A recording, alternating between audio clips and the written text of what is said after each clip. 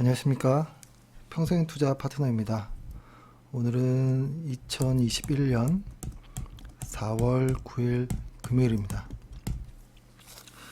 오늘은 뭐 간략한 시황 정도를 할 텐데요. 최근 크게 달라진 내용은 없습니다. 최근 크게 달라진 내용은 없는데, 많이 이제 나오는 내용들은 이제 외국인들의 수급이 좀 들어오는 것에 대해서 좀 이야기를 하고 있는데요. 이게 사실 시황이 뭐 항상 그렇듯이 어느 때는 그러니까 코스피가 이렇게 쫙 오르는 구간에서 개인들이 사서 오를 때도 있다라고 하고, 그죠? 지금 같을 때는 외국인들 들어와서 뭐 올랐다 이런 이야기도 하거든요. 그러니까 사실 기준이 없습니다. 이 시황의 뉴스들은 그때그때 그냥 오르는 쪽에 편에 서서 이야기하게 되어 있거든요. 그래서 우리는 그런 쪽은 너무 이렇게 신경 쓸 건 없다라는 입장입니다.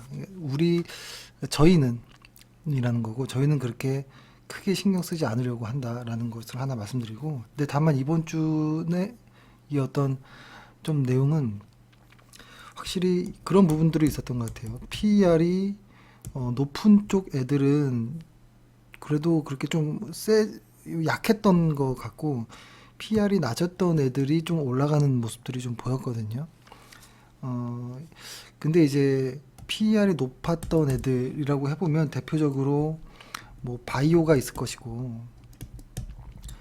그 다음에 2차전지가 있을 것이거든요. 근데 조금 속상한 거죠. 2차전지는 분명히 계속 이제 성장할 이런 업종인데 많이 올랐다라는 이런 느낌이 있는 거죠. 실적보다 많이 올랐다라는 느낌. 그리고 이제 반대편에 오늘 같은 경우는 뭐 그 W게임즈라든지 일부 게임즈들이 좀 많이 오르긴 했는데,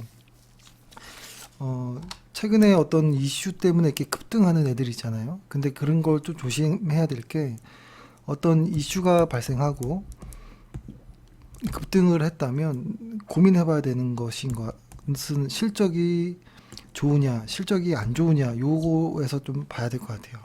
실적이 좋은데 이슈로 인해서 올라갔다면 좀 더 가지고 있을 수 있을 것 같아요. 근데 실적도 안 좋음에도 불구하고 어떠한 이슈 때문에 올라갔다면 그때는 매도해야 되는 것 같아요. 근데 그런 관점에서 최근에 시젠 같은 경우에는 일단 실적은 좋아요. 실적은 좋은데 어떤 무상증자, 뭐 자사주 매입 뭐 이런 걸로 인해서 오른 거기 때문에 좀 더 홀딩해 봐야겠다 이런 생각도 하고. 근데 저의 기준이 그렇다는 거고, 제 기준과 다르게 막 날아가는 것들도 있습니다. 매도하고 나서. 그리고 그 WKMG 같은 경우에는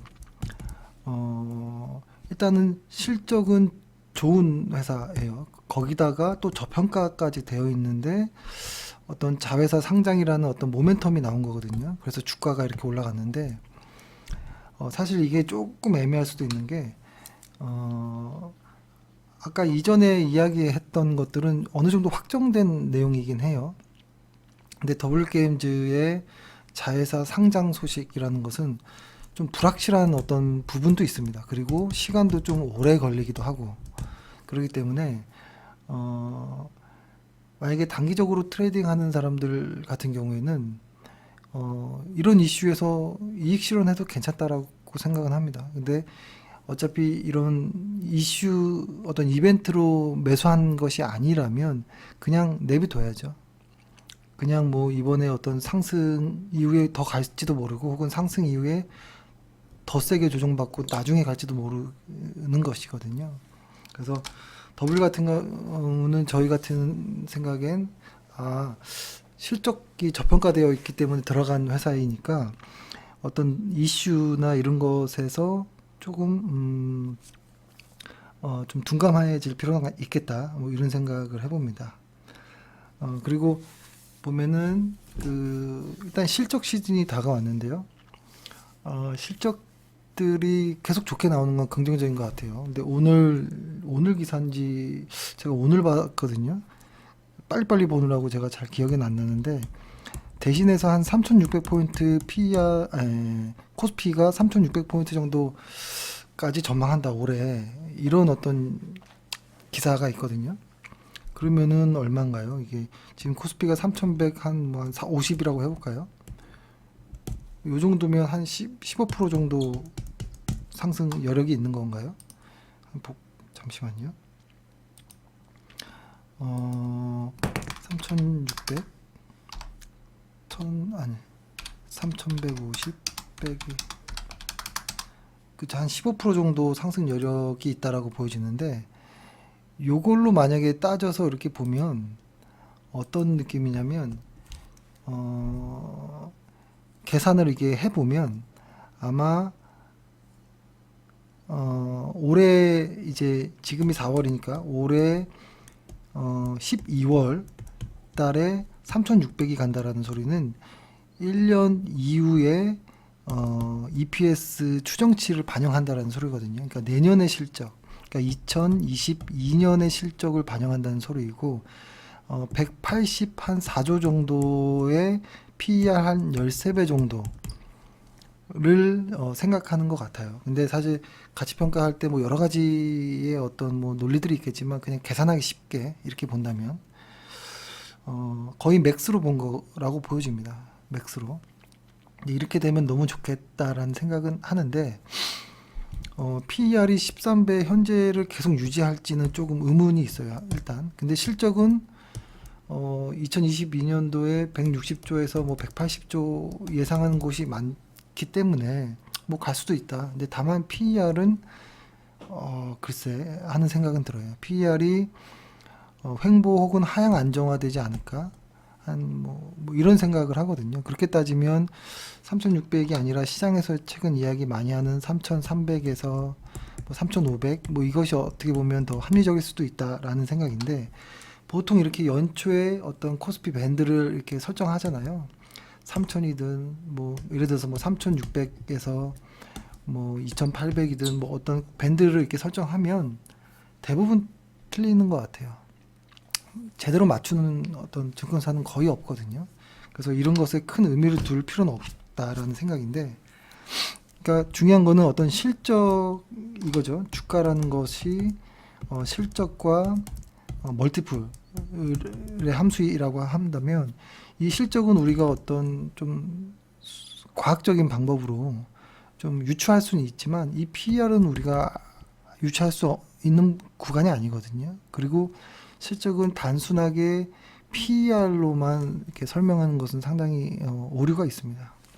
계산은 쉽지만 말도 안 되게 틀리는 경우들이 많기 때문에 일단은 조금 조심하자라는 것이고, 또 하나는 3,100 지금 30 얼마인데, 이게 만약에 한 3,500까지 간다 해도 10% 조금 넘는 정도의 상승인 거예요, 지수가. 사실 10%라면 큰 수치이긴 한데, 우리 과거부터 이렇게 쭉 올라온 거를 이렇게 보면 그렇게 많은 어떤 상방이 열려 있는 것은 아닐 수 있겠다라는 것이고, 근데 보통 지수가 아주 상승하거나 횡보하거나 하락하거나 요 셋 중에 하나인데, 요 지수가 하락하는 경우만 제외한다면 주식 투자는 할 만할 수 있다라는 것이고, 이것이 2020년에 이런 가파른 상승이었다면 올해 같은 경우에는 옆으로 가는, 그러니까 뭐 이런 식으로 좀 갈 수 있지 않을까라는 생각이거든요. 근데 이렇게 횡보할 때는 과거처럼, 그러니까 작년처럼 이렇게 상승하는 시장은 뭐 대체로 운이 좋은 거잖아요. 시장이 상승했기 때문에 내가 수익을 낼 수 있는 거잖아요. 그리고 시장이 하락했기 때문에 내 수익률에 조금 더 안 좋을 수도 있는 것이고, 근데 횡보하는 경우에는 이건 진짜 실력이 나올 수도 있는 이런 어떤 상황이지 않을까라는 생각도 합니다. 그러니까 요때는 지수가 횡보한다라고 생각한다면, 그러니까 지수가 많이 어떤 쫙 이렇게 올라가는 추세가 없다면, 올라가다 빠지고 내려갔다 올라가고 이런 어떤 구간으로 접어든다면 일단 대형주들은 상대적으로 좀 약할 가능성도 있습니다. 대형주들이. 그렇기 때문에 이제 과거에 어떤 대형주, 시가총액 큰 거, 주도주 이런 것들보다 오히려 중소형주 쪽에서 실적이 탄탄한 애들이 수익률이 좋을 가능성이 있지 않을까 이런 생각을 좀 해봅니다. 그래서 어떤 탁 어디에 그러니까 작년에는 거의 시총 상위주들이 계속 올라갔잖아요. 그러니까 올해는 그렇지 않을 가능성도 있겠다라는 어떤 소설을 써봅니다. 예, 그리고 주말 같은 경우 이제 금요일이잖아요, 오늘이. 저는 보통 요런 때는 보통 실적들을 좀 많이 봅니다. 오늘 뭐 이런 리포트도 또 하나 있는데 이렇게 한번 봐보면 사실 최근에 외국인들의 수급이 뭐 괜찮다 이런 내용이고 그 수급에 설명하는 것들이 이렇게 보면 뭐 한국과 대만 쪽에 4월 들어서 외국인 수입이 유입이 된다라는 것이고 근데 그런 나라들 보면 GDP 대비 수출 비중이 높은 나라이고 그런 쪽의 나라들이 EPS 강도가 다른 쪽보다도 훨씬 높게 나온다. 대만과 한국이 뭐 이런 쪽에서 그래서 실적을 보고 들어오는 것 아니냐. 한국은 뭐 앞으로도 더 갈 수 있다. 뭐 이런 이야기를 하는데 사실 아직까지 그 한 뭐 6거래일, 뭐 7거래일 요 사이로 외국인들의 수급을 보고 이렇게 앞으로 어떻게 될 거다 이렇게 평가하기는 어려운 것 같아요. 근데 다만 외국인들이 요 구간 있죠? 요 구간. 그러니까 기간으로 따지면 1월 말부터 현재까지 지수로 이렇게 같이 보면 요 정도인데 요 구간, 그러니까 그 이전 구간은 확실히 수급이 개인과 코스피가 좀 잘 맞았고, 근데 최근 들어 요 구간에서는 이 코스피의 이런 어떤 흐름과 외국인들의 어떤 수급의 모습이 좀 비슷하게 가는 것 같긴 해요. 그러니까 지수의 상승 혹은 변동의 기여도가 높은 쪽이 최근은 확실히 외국인인 것 같다라는 것이고 그런 외국인들이 최근에 대만과 한국으로 많이 유입된다라는 것. 뭐 나쁘게 볼 이유는 없지만 그렇다고 지금의 시장 상황 전체를 외국인들의 수급으로 설명하는 것은 조금 어려울 수 있다. 이 수급 논리라는 건 항상 어렵습니다. 왜냐면 언제 확 얼굴을 달리할지 몰라요. 수급 논리라는 거는 갑자기 얼굴색을 바꿀 수 있거든요. 오늘 막 사다가 내일부터 막 팔 수도 있는 거기 때문에 수급을 따라가는 것은 항상 어렵다라고 좀 말씀을 드리고 그리고 그러니까 보통 매주 이렇게 실적들이 나오잖아요. 이렇게 실적들이 나오는데 항상 아마 이제 많은 분들이 보긴 어려우실 수 있겠지만 저희는 무슨 일이 있더라도 실적은 항상 이렇게 봅니다. 특히 이제 이 올해 컨센서스 변화율들 이런 것들을 꼭 보는데 계속 증가하고 있습니다. 계속 증가하고 있고 뭐 너무 좋죠. 다 좋습니다. 다 증가하고 있고 이쪽 그 신한에서는 이제 올해 한 135조 정도까지도 이렇게 보는 것 같고 아무튼 계속 실적은 계속 상향되고 있다. 딱히 변한 건 없다. 계속 상향되고 있다. 아주 좋다. 뭐 이런 것이고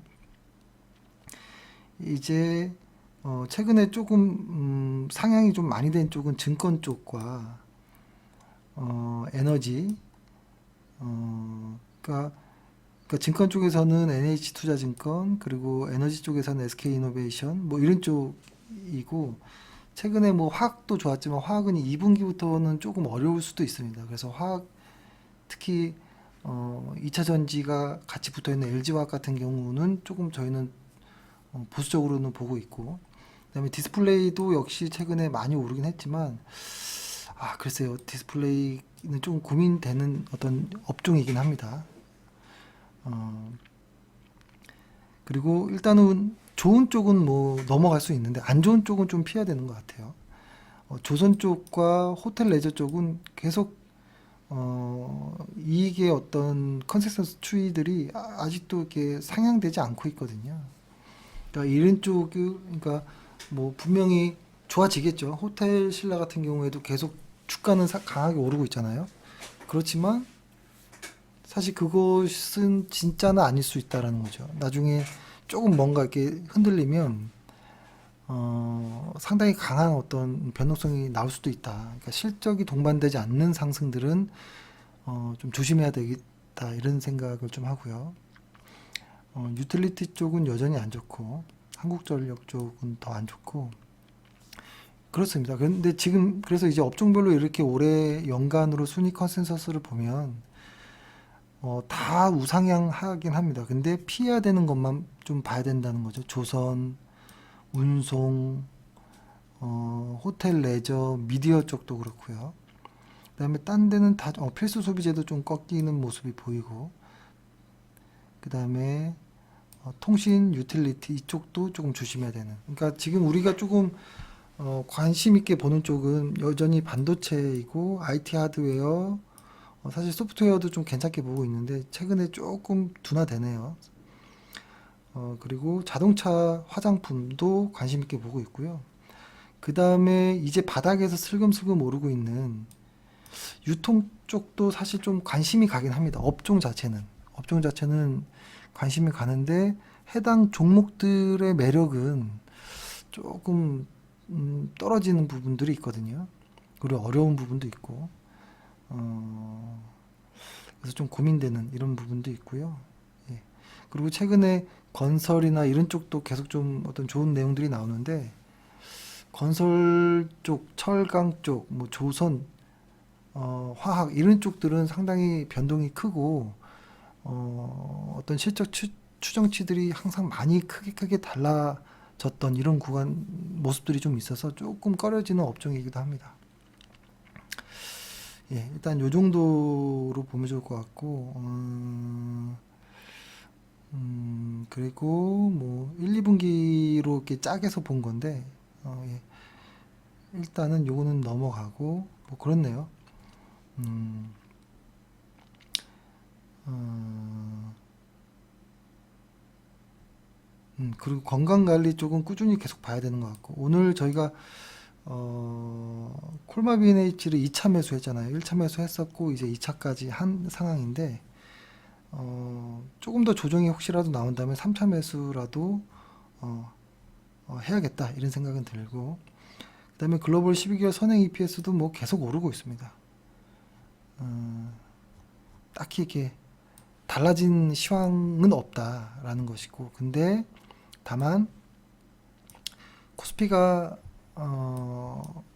그러니까 자주 말씀드리지만 경기와 주가는 다를 수 있다라는 것이고, 근데 다만 이 주가의 영향을 그래도 가장 많이 주는 쪽이 여전히 아직은 상향되는 분위기여서 시장은 하락은 하지 않겠구나라는 생각은 하고 있습니다. 예, 일단 요 정도로 하고 아까 처음에 말씀드렸던 것처럼 만약에 이번 연도에 실적, 그러니까 코스피가 그렇게 상방이 확 열려 있지 않다면 하락도 아닐 것 같고 그러면 뭐 횡보 뭐 왔다 갔다 뭐 이런 거라면 종목 선택을 좀 잘해야 되고 진짜 실적을 확실히 봐야 된다 라는 생각을 하고요. 그 다음에 실적을 이렇게 보면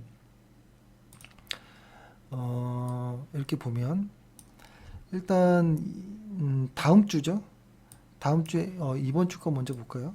이번 주에는 뭐 삼성전자, 신세계, LG전자, 이마트 요렇게 실적이 나왔고 다음 주에는 요렇게 그렇죠. 쭉 나오겠죠. 다음 주부터 해서는 신세계부터 해서 관심 있게 보는 쪽이 신세계나 솔루스나 뭐 TCK는 뭐 워낙 뭐 실적이 항상 좋으니까요. 그리고 뭐 테크윙, PI 첨단 소재, 여기 포스코 케미칼 에코프로, 현대차, 포스코, KB금융, RFHIC, 요런 쪽은 좀 관심 있게 보고는 있습니다. 어떻게 나올지. 그래서 지금은 실적에 조금 좌우될 수 있습니다. 그러니까 어떤 보고서를 보니까 실적이 딱 발표되는 이런 어떤 기점이라고 딱 했을 때, 아이고, 펜이 왜 자꾸 나오다 안 나오다 하지? 여기가 만약에 실적이 발표된 순간이다라고 했을 때, 막 이렇게 오다가 실적이 서프라이즈가 이렇게 확 나오잖아요. 그리고 어닝 서프라이즈가 딱 나오면 진짜로 주가도 같은 궤적을 그리는 경우가 많았거든요. 그래서 지금은 좀 실적이 연간으로 좀 튼튼하게 나올 애들, 그리고 다만 뭐 분기에선 좀 흔들릴 수는 있겠지만 적어도 연간 실적이 괜찮은 애들 위주로만 좀 봐야 되지 않을까라는 생각을 하면서, 이렇게 시장이 혼란스러울 때는 어떤 보조지표나 이런 것들도 항상 안 맞습니다. 엇박자 나기도 쉽고. 그래서 적당한 나만의 어떤 기대 수익을 좀 정해놓고 욕심을 조금 빼고 이렇게 하셨으면 어떨까라는 생각을 합니다. 예, 이번 주 고생 많으셨고요. 예, 다음 주에 또 뵙겠습니다. 감사합니다.